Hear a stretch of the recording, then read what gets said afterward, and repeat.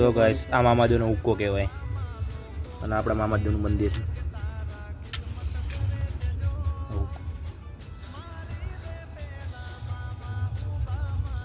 આમ રાખ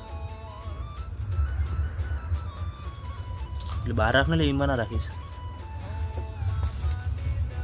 હળવા દેવી